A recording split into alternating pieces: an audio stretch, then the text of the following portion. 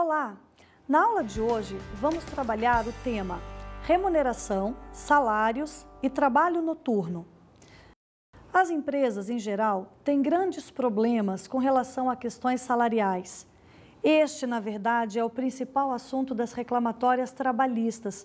Empregados solicitando reajustes, empregados solicitando equiparação salarial e, portanto, o objeto da aula de hoje é passar um conhecimento para você sobre essas questões salariais, sobre salário, remuneração, equiparação, adicionais de insalubridade e periculosidade, para que você tenha conhecimento do que prescreve a legislação e, assim, possam trabalhar com tranquilidade.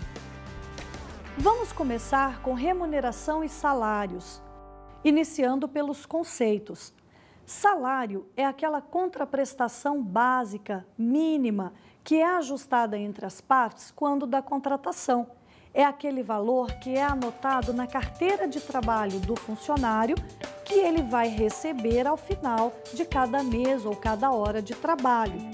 Este salário, chamado também de salário contratual, pode ser o salário mínimo fixado pelo governo ou pelo Congresso Nacional. Pode ser também um piso salarial, que é fixado pelo documento coletivo, acordos ou convenções coletivas, por legislação ordinária, por exemplo, a Lei dos Médicos Veterinários, que fixa um piso mínimo para essa categoria, ou até mesmo por legislação estadual. A empresa, portanto, deve verificar primeiro a convenção coletiva ou acordo coletivo, para ver se ali tem algum valor mínimo superior ao salário mínimo para ser pago como piso básico. Se nada tiver no documento coletivo, verifica então se existe uma lei específica para aquele funcionário que você está contratando, como o caso do médico veterinário. Se também não tiver lei ordinária sobre o assunto, verifique a legislação do seu estado. Às vezes, existe um piso estadual a ser observado. Já a remuneração é a soma deste salário básico contratual com outras parcelas de natureza salarial, mas que não são o salário propriamente dito, como, por exemplo, as horas extras, o adicional noturno, outras parcelas como adicional de insalubridade, adicional de periculosidade. Esta soma do salário básico com estas parcelas de natureza salarial tem a denominação de remuneração e este conceito está expresso na CLT, artigo 457. Além da remuneração composta do salário contratual mais parcelas adicionais, existe também o salário in natura. O salário in natura são aquelas parcelas que a empresa paga, mas que não são pagas em dinheiro, não são pagas em pecúnia, e sim em coisas, em objetos, em utilidades. É, por exemplo, quando a empresa, em vez de pagar para você só o dinheiro, paga uma parte em dinheiro e também custeia, por exemplo, a doméstica da sua residência, ou paga o combustível do seu veículo. Veja um exemplo num trecho do filme O Advogado do Diabo. Confira. Oh my God. It's what they call a classic 8.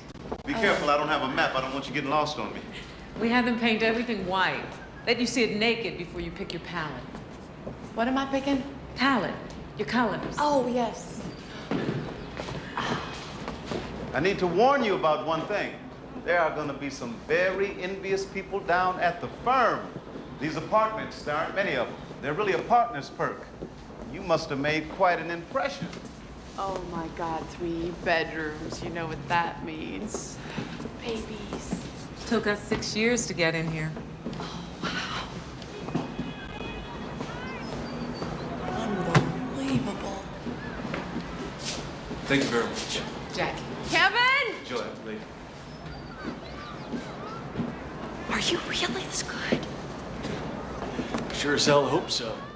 Como você pode observar, no filme ilustra bem a questão do salário in natura, previsto na CLT artigo 458. A empresa vai fazer um pagamento em dinheiro, mas também está fornecendo a moradia para o trabalhador.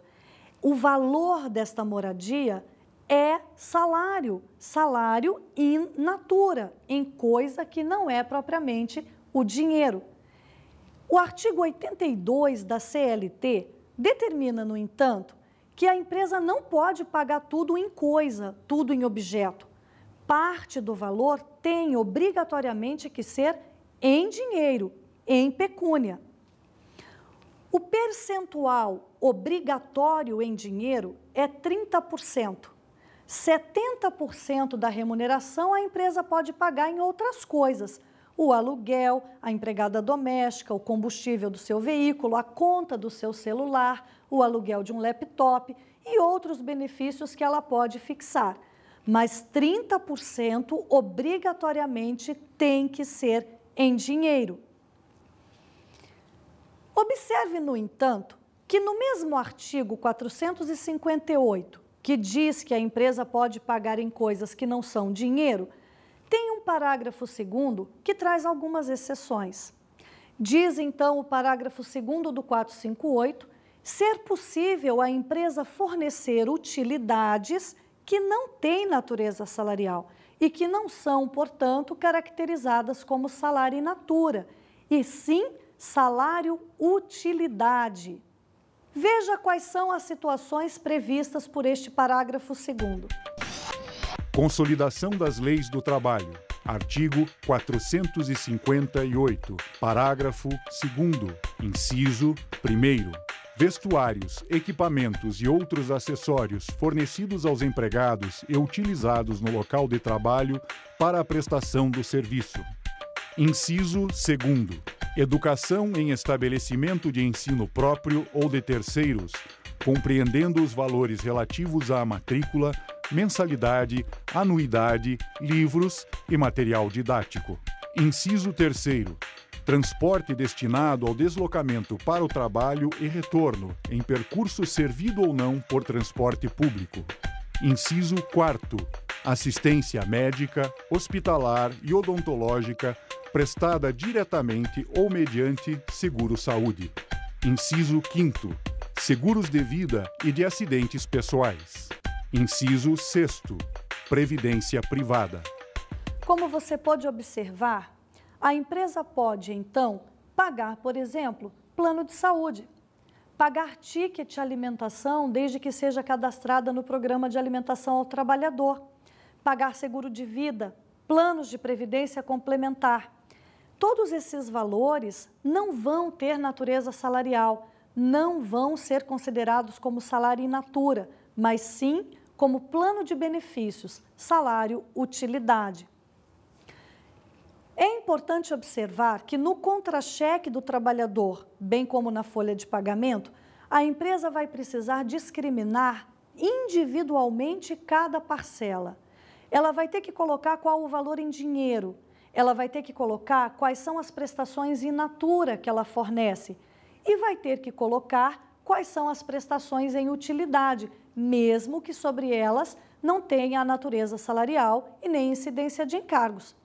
Sobre as parcelas em dinheiro e sobre as parcelas in natura, é importante destacar que vai haver a incidência do Fundo de Garantia, conforme Lei 8.036, artigo 15, como também a contribuição previdenciária, nos termos do Decreto 3.048, artigo 214. Vale lembrar também que o salário é protegido e passamos então agora ao tópico de proteção ao salário. O salário é protegido no sentido de não poder ser penhorado, não poder ser sequestrado, arrestado. Ninguém pode tomar o seu salário. Mesmo que você esteja devendo um banco, mesmo que você tenha dívidas com alguma loja, não há possibilidade da justiça mandar bloquear o seu salário, somente havendo uma exceção, que é para o pagamento de pensão alimentícia. Veja as proteções salariais. O salário é irredutível, ou seja, enquanto o empregado estiver prestando serviços a um mesmo empresário, num mesmo contrato de trabalho, seu salário não poderá sofrer qualquer redução, salvo o disposto em convenção ou acordo coletivo.